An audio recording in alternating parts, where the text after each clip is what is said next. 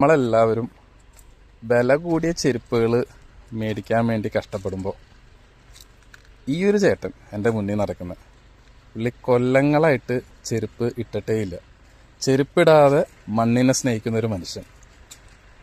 ഇയാളുടെ ജീവിതത്തെക്കുറിച്ച് നമുക്കൊന്ന് മനസ്സിലാക്കാം. അപ്പോൾ ഇത് നമ്മുടെ ജോൺസൺ ചേട്ടൻ. അയിരൂരുള്ള ആൾക്കാർക്കൊക്കെ അറിയാൻ പറ്റിയ പുള്ളിനെ. അപ്പോൾ നമുക്ക് ചേട്ടനോട് തന്നെ ചോദിക്കാം, ചേട്ടൻ എത്ര നാളായി ചെരുപ്പ് ഇടാതെ ജീവിക്കാൻ തുടങ്ങിയിട്ട്? 50 വർഷം.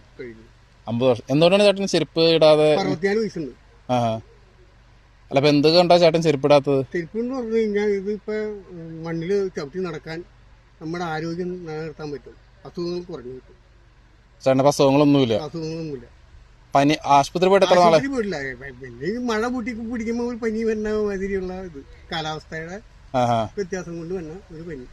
അല്ലാതെ വേറെ അസുഖങ്ങളായിട്ട് ആശുപത്രിയിൽ പോയിട്ടേ ഇല്ല ഇതുവരെ? ഓഹോ. പിന്നെ ആശുപത്രിയിൽ പോകണമെങ്കിൽ നമ്മൾ എവിടെയെങ്കിലും വീണ് കഴിഞ്ഞാൽ പിന്നെ ആശുപത്രി പോകാണ്ട് പറ്റില്ലല്ലോ. അല്ലാണ്ട് വേറെ ഒരു കാര്യത്തിനും പോയില്ല.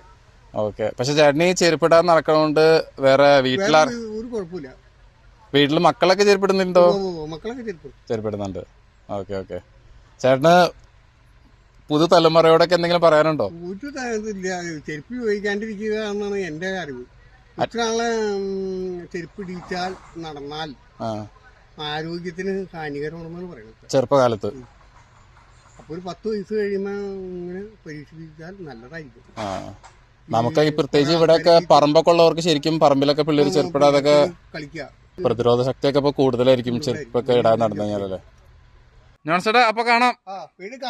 കാണാം.